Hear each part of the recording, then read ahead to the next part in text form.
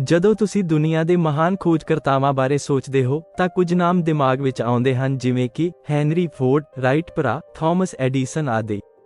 ਪਰ ਇੱਕ ਨਾਮ ਅਜਿਹਾ ਹੈ ਜੋ ਇਤਿਹਾਸ ਦੇ ਪੰਨਿਆਂ ਵਿੱਚ ਕੁਝ ਅਣਪਛਾਤਾ ਜਿਹਾ ਦਰਜ ਹੈ। ਜਦੋਂ ਤੁਸੀਂ ਆਪਣੇ ਫੋਨ ਨੂੰ ਪਲੱਗ ਇਨ ਕਰਦੇ ਹੋ, ਲਾਈਟਾਂ ਚਾਲੂ ਕਰਦੇ ਹੋ ਜਾਂ ਫਰਿੱਜ ਦੀ ਵਰਤੋਂ ਕਰਦੇ ਹੋ, ਤਾਂ ਇਹਨਾਂ ਸਹੂਲਤਾਂ ਲਈ ਤੁਹਾਡੇ ਕੋਲ ਧੰਨਵਾਦ ਕਰਨ ਲਈ ਇਤਿਹਾਸ ਦਾ ਇੱਕ ਮਹਾਨ ਸਾਇੰਸਦਾਨ ਹੈ, ਜਿਸ ਦਾ ਨਾਮ ਹੈ ਨਿਕੋਲਾ ਟੈਸਲਾ। ਇਹ ਇੱਕ ਭੁੱਲੀ ਹੋਈ ਪ੍ਰਤਿਭਾਸ਼ਾਲੀ ਸ਼ਖਸੀਅਤ ਦੀ ਕਹਾਣੀ ਹੈ ਅਤੇ ਇਹ ਕਹਾਣੀ ਅੰਤ ਤੋਂ ਸ਼ੁਰੂ ਹੁੰਦੀ ਹੈ। 7 ਜਨਵਰੀ 1943 ਨੂੰ ਨਿਊਯਾਰਕਰ ਹੋਟਲ ਵਿੱਚ ਕੰਮ ਕਰਨ ਵਾਲੀ ਇੱਕ ਮਹਿਲਾ ਜਦੋਂ ਕਮਰਾ ਨੰਬਰ 3327 ਵਿੱਚ ਗਈ, ਜਿੱਥੇ ਉਸ ਨੂੰ ਇੱਕ 86 ਸਾਲਾ ਵਿਅਕਤੀ ਦੀ ਲਾਸ਼ ਮਿਲੀ ਜੋ ਪਿਛਲੇ ਇੱਕ ਦਹਾਕੇ ਤੋਂ ਹੋਟਲ ਵਿੱਚ ਰਹਿ ਰਿਹਾ ਸੀ। ਟੈਸਲਾ ਮੌਤ ਸਮੇਂ ਇਕੱਲਾ ਅਤੇ ਦਿਵਾਲੀਆ ਸੀ।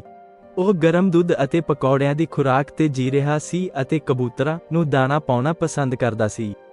ਸਮੇਂ ਦੇ ਸਭ ਤੋਂ ਮਹਾਨ ਖੋਜਕਰਤਾਵਾਂ ਵਿੱਚੋਂ ਇੱਕ ਤਰਸਯੋਗ ਕੰਗਾਲ ਦੀ ਮੌਤ ਮਰ ਚੁੱਕਾ ਸੀ। ਇਸ ਕਹਾਣੀ ਦਾ ਅੰਤ ਅਜਿਹਾ ਹੋਣ ਦੇ ਕਈ ਕਾਰਨ ਸਨ।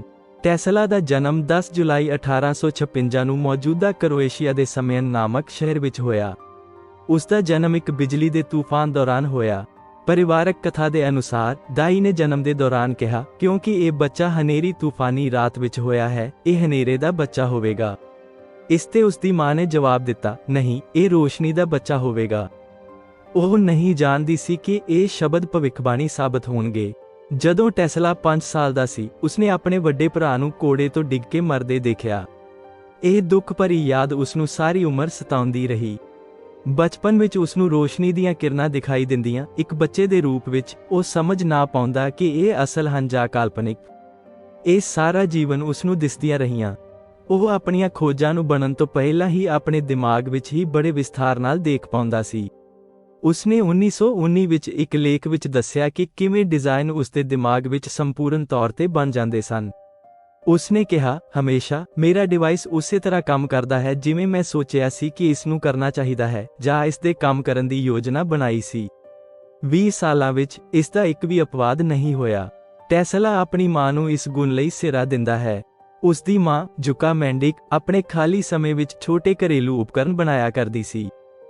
ਉਹ ਈਡੈਟਿਕ ਮੈਮੋਰੀ ਦੀ ਮਾਲਕ ਸੀ, ਜਿਸ ਤੋਂ ਭਾਵ ਹੈ ਉੱਚ ਸ਼ੁੱਧਤਾ ਅਤੇ ਤਫਸੀਲ ਨਾਲ ਚਿੱਤਰਾਂ ਨੂੰ ਯਾਦ ਕਰਨ ਦੀ ਯੋਗਤਾ, ਅਤੇ ਉਸਨੇ ਇਸ ਨੂੰ ਆਪਣੇ ਪੁੱਤਰ ਨੂੰ ਅਨੁਵੰਸ਼ਕ ਤੌਰ ਤੇ ਸੌਂਪਿਆ ਸੀ। ਟੈਸਲਾ ਦੇ ਪਿਤਾ ਇੱਕ ਪਾਦਰੀ ਸਨ ਅਤੇ ਚਾਹੁੰਦੇ ਸਨ ਕਿ ਉਹ ਵੀ ਇੱਕ ਪਾਦਰੀ ਬਣੇ, ਪਰ ਟੈਸਲਾ ਨੂੰ ਇੰਜੀਨੀਅਰਿੰਗ ਵਿੱਚ ਦਿਲਚਸਪੀ ਸੀ। ਜਦੋਂ ਉਸਨੂੰ ਇੱਕ ਕਿਸ਼ੋਰ ਦੇ ਰੂਪ ਵਿੱਚ ਹੈਜ਼ਾ ਹੋਇਆ ਅਤੇ ਉਹ ਲਗਭਗ ਮਰ ਹੀ ਚੱਲਿਆ ਸੀ, ਤਾਂ ਉਸਦੇ ਪਿਤਾ ਨੇ ਸੋਚਿਆ ਜੇ ਉਹ ਬਚ ਗਿਆ ਤਾਂ ਉਸਨੂੰ ਇੰਜੀਨੀਅਰਿੰਗ ਸਕੂਲ ਵਿੱਚ ਭੇਜ ਦੇਵੇਗਾ। ਨਾਟਕੀ ਤਰੀਕੇ ਨਾਲ ਉਸਦੀ ਜਾਨ ਬਚ ਗਈ ਅਤੇ ਫਿਰ ਉਹ ਆਸਟਰੀਆ ਦੇ ਗ੍ਰੇਜ਼ ਸ਼ਹਿਰ ਦੇ ਟੈਕਨੀਕੋ ਕਾਲਜ ਵਿੱਚ ਪੜ੍ਹਨ ਚਲਾ ਗਿਆ, ਜਿੱਥੇ ਉਹ ਹਰ ਰੋਜ਼ ਸਵੇਰੇ 3 ਵਜੇ ਤੋਂ ਰਾਤ 11 ਵਜੇ ਤੱਕ ਸਖਤ ਮਿਹਨਤ ਕਰਦਾ। ਪ੍ਰੋਫੈਸਰਾਂ ਨੂੰ ਚਿੰਤਾ ਹੋਈ ਕਿ ਕਿਤੇ ਉਹ ਥਕਾਵਟ ਨਾਲ ਮਰ ਹੀ ਨਾ ਜਾਵੇ, ਪਰ ਟੈਸਲਾ ਦਾ ਦਿਮਾਗ ਤਾਂ ਸਮੁੰਦਰ ਸੀ।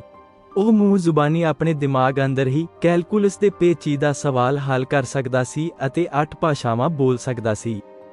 ਉਹ ਸ਼ੁਰੂ ਵਿੱਚ ਇੱਕ ਚੰਗਾ ਵਿਦਿਆਰਥੀ ਸੀ, ਪਰ ਉਸਨੇ ਸਕੂਲ ਪੂਰਾ ਨਹੀਂ ਕੀਤਾ।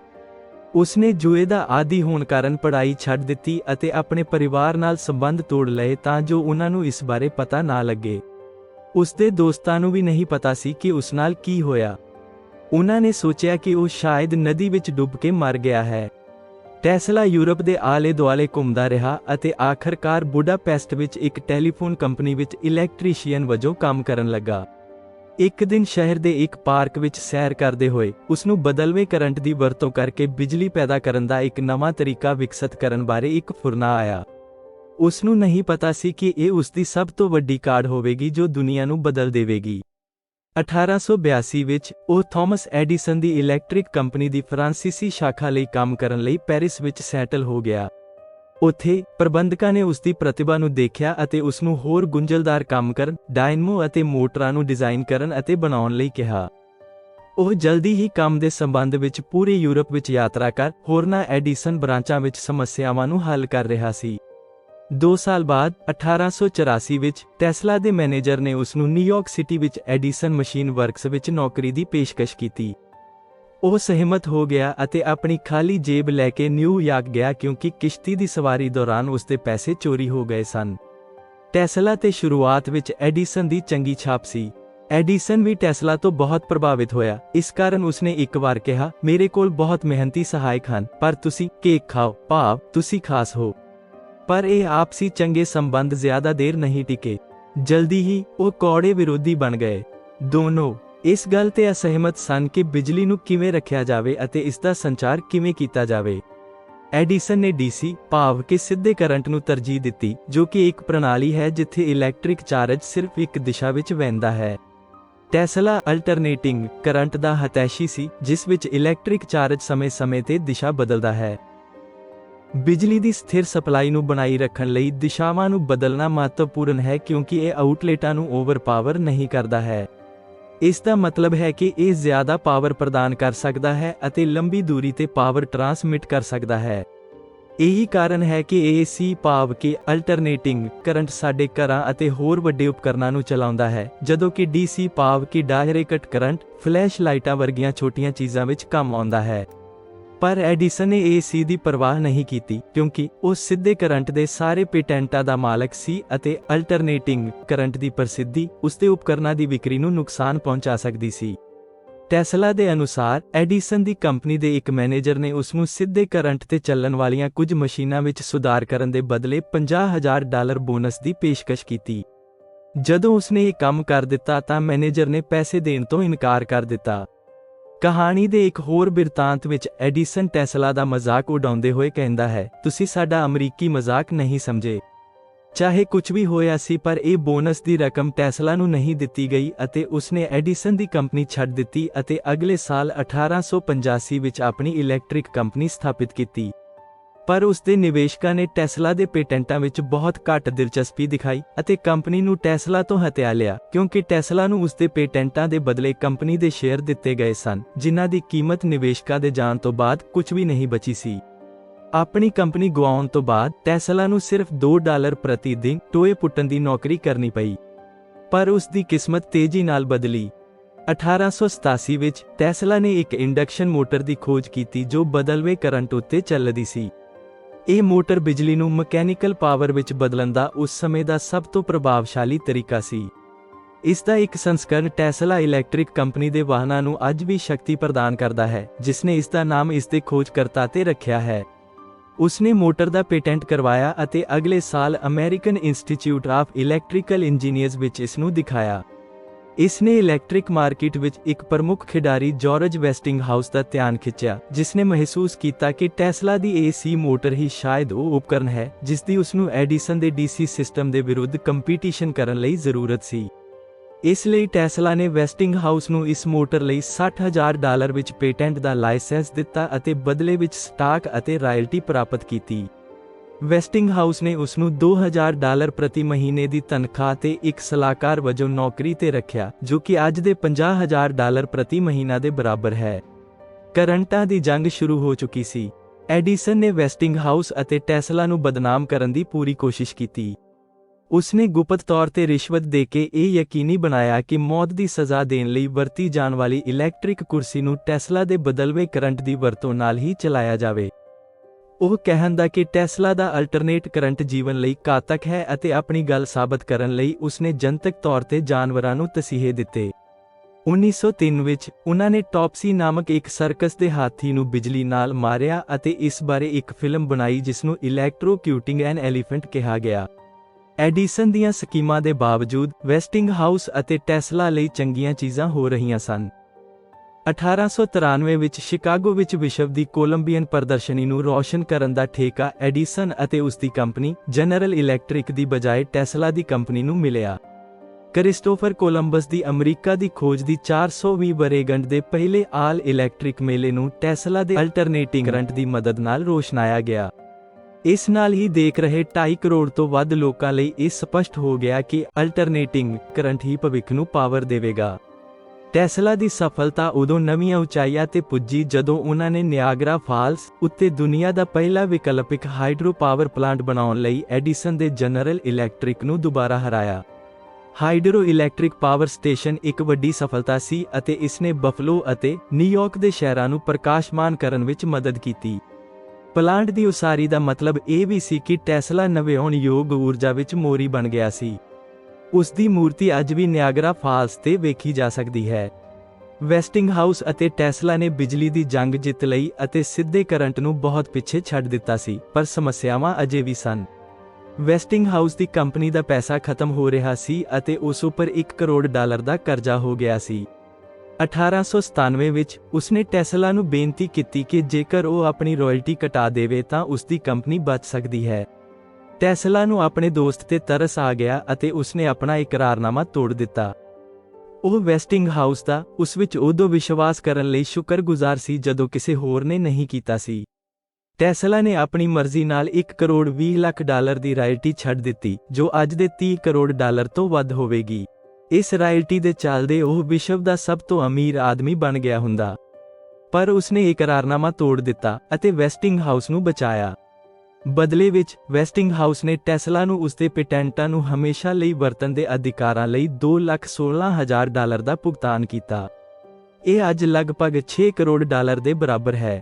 ਉਸ ਪੈਸੇ ਨਾਲ ਟੈਸਲਾ ਵਿੱਤੀ ਤੌਰ ਤੇ ਸੁਤੰਤਰ ਹੋ ਗਿਆ ਅਤੇ ਅਮੀਰ ਅਤੇ ਮਸ਼ਹੂਰ ਲੋਕਾਂ ਦੁਆਰਾ ਦੌਰਾ ਕਰਨ ਵਾਲੀਆਂ ਪ੍ਰਯੋਗਸ਼ਾਲਾਵਾਂ ਦੀ ਇੱਕ ਲੜੀ ਸਥਾਪਿਤ ਕੀਤੀ, ਜਿਸ ਵਿੱਚ ਉਸਦੇ ਨਜ਼ਦੀਕੀ ਦੋਸਤ ਅਤੇ ਸਮੇਂ ਦੇ ਸਭ ਤੋਂ ਮਹਾਨ ਅਮਰੀਕੀ ਲੇਖਕਾਂ ਵਿੱਚੋਂ ਇੱਕ ਮਾਰਕ ਟਵੇਨ ਸ਼ਾਮਲ ਸਨ। ਇਹ ਉਸ ਦੀਆਂ ਕਈ ਕਾਢਾਂ ਦਾ ਦੌਰ ਸੀ। ਉਸਨੇ ਆਪਣੇ ਜੀਵਨ ਕਾਲ ਵਿੱਚ 300 ਤੋਂ ਵੱਧ ਪੇਟੈਂਟ ਕਰਵਾਏ। ਉਸਨੇ ਨਿਓਨ ਰੋਸ਼ਨੀ ਦਾ ਇੱਕ ਸ਼ੁਰੂਆਤੀ ਸੰਸਕਰਣ ਬਣਾਇਆ। ਟੈਸਲਾ ਟਰਬਾਈਨ, ਵਾਹਨਾਂ ਲਈ ਬਲੇਡ ਰਹਿਤ ਟਰਬਾਈਨ, ਉਸਨੇ ਰੇਡੀਏਸ਼ਨ ਨਾਲ ਪ੍ਰਯੋਗ ਕਰਕੇ ਅਕਸਰ ਇਹ ਤਕਨੀਕ ਦੀ ਵੀ ਅਗਵਾਈ ਕੀਤੀ। ਇਹ ਉਸਦੇ ਆਪਣੇ ਹੱਥ ਦਾ ਅਕਸਰ ਇਹ ਹੈ। ਇੱਕ ਹੋਰ ਸ਼ਾਨਦਾਰ ਕਾਢ ਪਹਿਲੇ ਰਿਮੋਟ ਕੰਟਰੋਲਾਂ ਵਿੱਚੋਂ ਇੱਕ ਦੀ ਸੀ। 1898 ਵਿੱਚ ਉਸਨੇ ਨਿਊਯਾਰਕ ਵਿੱਚ ਮੈਡੀਸਨ ਸਕੁਏਅਰ ਗਾਰਡਨ ਵਿੱਚ ਇੱਕ ਛੋਟੀ ਕਿਸ਼ਤੀ ਨੂੰ ਦੂਰੋਂ ਨਿਯੰਤਰਿਤ ਕੀਤਾ। ਉਹ ਆਪਣੇ ਸਮੇਂ ਤੋਂ ਬਹੁਤ ਅੱਗੇ ਸੀ ਅਤੇ ਭੀੜ ਨੇ ਸੋਚਿਆ ਕਿ ਉਹ ਇਸ ਨੂੰ ਅੱਗੇ ਵਧਾਉਣ ਲਈ ਜਾਦੂ ਦੀ ਵਰਤੋਂ ਕਰ ਰਿਹਾ ਹੈ। ਇਹ ਅੱਜ ਦੇ ਰਿਮੋਟ ਕੰਟਰੋਲ ਡਰੋਨਾਂ ਦਾ ਪੂਰਵਜ ਕਿਹਾ ਜਾ ਸਕਦਾ ਹੈ। ਉਸ ਦੀ ਸਭ ਤੋਂ ਮਸ਼ਹੂਰ ਕਾਢਾਂ ਵਿੱਚੋਂ ਇੱਕ ਟੈਸਲਾ ਕੋਇਲ ਰਿਹਾ, ਇੱਕ ਅਜਿਹਾ ਯੰਤਰ ਜੋ ਵੱਡੀ ਮਾਤਰਾ ਵਿੱਚ ਉੱਚ ਵੋਲਟੇਜ ਬਿਜਲੀ ਪੈਦਾ ਕਰ ਸਕਦਾ ਹੈ। ਟੈਸਲਾ ਕੋਇਲਾਂ ਦੇ ਕਾਰਨ ਉਸਨੇ ਖੋਜਿਆ ਕਿ ਉਹ ਸ਼ਕਤੀਸ਼ਾਲੀ ਰੇਡੀਓ ਸਿਗਨਲ ਭੇਜ ਅਤੇ ਪ੍ਰਾਪਤ ਕਰ ਸਕਦਾ ਹੈ ਜਦੋਂ ਉਹ ਇੱਕੋ ਬਾਰੰਬਾਰਤਾ ਤੇ ਗੂੰਜਦੇ ਹਨ। ਟੈਸਲਾ ਆਪਣਾ ਪਹਿਲਾ ਰੇਡੀਓ ਸਿਗਨਲ ਪ੍ਰਸਾਰਿਤ ਕਰਨ ਲਈ ਤਿਆਰ ਸੀ, ਪਰ ਇੱਕ ਤਬਾਹੀ ਨੇ ਉਸਦਾ ਰਾਹ ਰੋਕ ਲਿਆ। 1895 ਵਿੱਚ ਇੱਕ ਅੱਗ ਨੇ ਉਸਦੀ ਪ੍ਰਯੋਗਸ਼ਾਲਾ ਨੂੰ ਤਬਾਹ ਕਰ ਦਿੱਤਾ। ਉਸਦੇ ਕਈ ਸਾਲਾਂ ਦੀ ਖੋਜ ਅਤੇ ਉਪਕਰਨ ਸਵਾਹ ਹੋ ਗਏ ਅਤੇ ਉਹ ਅਗਲੇ 2 ਸਾਲ ਤੱਕ ਰੇਡੀਓ ਦੇ ਪੇਟੈਂਟ ਲਈ ਅਰਜ਼ੀ ਨਹੀਂ ਦੇ ਸਕਿਆ। ਇਸ ਅੱਗ ਨੇ ਉਸਦੇ ਜੀਵਨ ਵਿੱਚ ਇੱਕ ਮੋੜ ਲਿਆਉਂਦਾ ਅਤੇ ਉਸਨੂੰ ਇੱਕ ਢਲਾਨ ਚੱਕਰ ਵੱਲ ਧੱਕ ਦਿੱਤਾ। ਜਿਸ ਸਮੇਂ ਉਹ ਰੇਡੀਓ ਤੇ ਕੰਮ ਕਰ ਰਿਹਾ ਸੀ, ਉਸੇ ਸਮੇਂ ਇੱਕ ਇਤਾਲਵੀ ਉਦਯੋਗਪਤੀ ਗੁਇਲੀਏਲਮੋ ਮਾਰਕੋਨੀ ਵੀ ਇੰਗਲੈਂਡ ਵਿੱਚ ਰੇਡੀਓ ਤੇ ਕੰਮ ਕਰ ਰਿਹਾ ਸੀ। ਉਸਨੇ ਅਮਰੀਕਾ ਵਿੱਚ ਪੇਟੈਂਟ ਅਧਿਕਾਰ ਪ੍ਰਾਪਤ ਕਰਨ ਦੀ ਕੋਸ਼ਿਸ਼ ਕੀਤੀ, ਪਰ ਉਸਦੀ ਅਰਜ਼ੀ ਨੂੰ ਠੁਕਰਾ ਦਿੱਤਾ ਗਿਆ ਕਿਉਂਕਿ ਇਹ ਟੈਸਲਾ ਦੇ ਅਵਿਸ਼ਕਾਰ ਨਾਲ ਰਲਦੀ ਮਿਲਦੀ ਸੀ। ਹਾਲਾਂਕਿ ਚੀਜ਼ਾਂ ਉਦੋਂ ਬਦਲ ਗਈਆਂ ਜਦੋਂ ਮਾਰਕੋਨੀ 1901 ਵਿੱਚ ਟੈਸਲਾ ਦੇ 17 ਪੇਟੈਂਟਾਂ ਦੀ ਵਰਤੋਂ ਕਰਦੇ ਹੋਏ ਦੁਨੀਆ ਦਾ ਪਹਿਲਾ ਟਰਾਂਸ ਅਟਲਾਂਟਿਕ ਰੇਡੀਓ ਸੰਦੇਸ਼ ਭੇਜਣ ਵਿੱਚ ਕਾਮਯਾਬ ਹੋ ਗਿਆ। ਐਡੀਸਨ ਨੇ ਫਿਰ ਆਪਣੀ ਵਿੱਤੀ ਸ਼ਕਤੀ ਮਾਰਕੋਨੀ ਦੇ ਸਹਿਯੋਗ ਵਿੱਚ ਲਗਾ ਦਿੱਤੀ। ਟੈਸਲਾ ਨੂੰ ਮਾਰਕੋਨੀ ਦੀਆਂ ਪ੍ਰਾਪਤੀਆਂ ਨਾਲ ਕੋਈ ਸਮੱਸਿਆ ਨਹੀਂ ਸੀ, ਪਰੰਤੂ ਜਦੋਂ 1904 ਵਿੱਚ ਯੂਐਸ ਪੇਟੈਂਟ ਦਫ਼ਤਰ ਨੇ ਅਚਾਨਕ ਮਾਰਕੋਨੀ ਨੂੰ ਰੇਡੀਓ ਦੀ ਕਾਢ ਲਈ ਇੱਕ ਪੇਟੈਂਟ ਦੇ ਦਿੱਤਾ। ਹਾਲਾਂਕਿ ਇਸ ਅਚਾਨਕ ਲਏ ਫੈਸਲੇ ਦੇ ਪਿਛਲੇ ਕਾਰਨ ਅੱਜ ਤੱਕ ਸਾਹਮਣੇ ਨਹੀਂ ਆਏ, ਪਰ ਮਾਰਕੋਨੀ ਨੂੰ ਮਿਲੀ ਸ਼ਕਤੀਸ਼ਾਲੀ ਵਿੱਤੀ ਸਹਾਇਤਾ ਇਸ ਦਾ ਕਾਰਨ ਹੋ ਸਕਦੀ ਹੈ। ਮਾਰਕੋਨੀ ਨੇ ਭੌਤਿਕ ਵਿਗਿਆਨ ਵਿੱਚ ਨੋਬਲ ਪੁਰਸਕਾਰ ਜਿੱਤਿਆ, ਜੋ ਕਿ ਟੈਸਲਾ ਦੇ ਕੰਮ ਕਾਰਨ ਹੀ ਸੰਭਵ ਹੋਇਆ ਸੀ।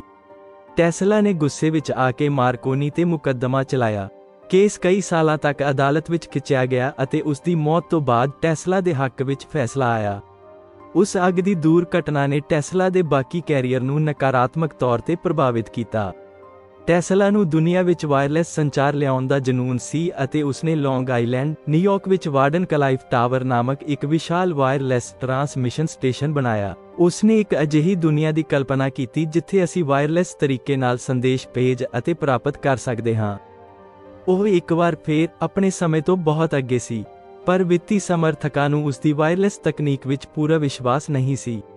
ਉਹਨਾਂ ਨੇ ਇਸ ਦੀ ਬਜਾਏ ਮਾਰਕੋਨੀ ਦੀ ਰੇਡੀਓ ਕਾਢ ਨੂੰ ਨਿਵੇਸ਼ਯੋਗ ਸਮਝਿਆ। ਇਹਨਾਂ ਹਾਲਾਤਾਂ ਵਿੱਚ ਉਸ ਕੋਲ 1905 ਵਿੱਚ ਆਪਣੇ ਸੁਪਨੇ ਨੂੰ ਛੱਡਣ ਤੋਂ ਇਲਾਵਾ ਕੋਈ ਚਾਰਾ ਨਹੀਂ ਸੀ ਅਤੇ ਅੰਤ ਵਿੱਚ ਉਸਨੇ ਵਾਰਡਨ ਕਲਾਈਫ ਟਾਵਰ ਨੂੰ ਗੁਆ ਦਿੱਤਾ।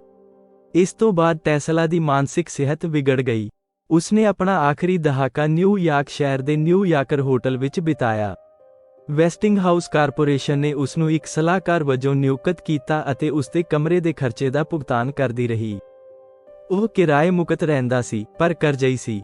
ਤੁਸੀਂ ਸੋਚ ਸਕਦੇ ਹੋ ਕਿ ਸ਼ਾਇਦ ਟੈਸਲਾ ਕਈ ਮਾਇਨੇ ਵਿੱਚ ਬਦਕਿਸਮਤ ਸੀ, ਜਿਵੇਂ ਕਿ ਅੱਗ ਦਾ ਉਸ ਦੀ ਨਿਊਯਾਰਕ ਲੈਬ ਨੂੰ ਸਾੜ ਦੇਣ ਵਾਲੀ ਘਟਨਾ। ਪਰ ਮੁੱਖ ਕਾਰਨ ਇਹ ਹੈ ਕਿ ਟੈਸਲਾ ਪੂੰਜੀਵਾਦੀ ਨਹੀਂ ਸੀ। ਉਸ ਦੇ ਕਈ ਫੈਸਲੇ ਵਧੇਰੇ ਵਪਾਰਕ ਸੂਝ-ਬੂਝ ਦੇ ਨਾਲ ਨਹੀਂ ਲਏ ਗਏ ਸਨ, ਜਿਵੇਂ ਕਿ ਏਸੀ ਮੋਟਰ ਵਿੱਚੋਂ ਮਿਲਣ ਵਾਲੀ ਆਪਣੀ ਰਾਇਲਟੀ ਨੂੰ ਛੱਡਣਾ। ਉਸ ਨੂੰ ਪੈਸੇ ਦੀ ਕੋਈ ਚਿੰਤਾ ਨਹੀਂ ਸੀ। ਉਹ ਮਨੁੱਖਤਾ ਦੀ ਬਿਹਤਰੀ ਵਾਸਤੇ ਵਿਗਿਆਨ ਲਈ ਚਿੰਤਤ ਸੀ। ਉਹ ਸੰਸਾਰ ਨੂੰ ਬਦਲਣਾ ਚਾਹੁੰਦਾ ਸੀ ਅਤੇ ਉਸਨੇ ਬਦਲਿਆ ਵੀ।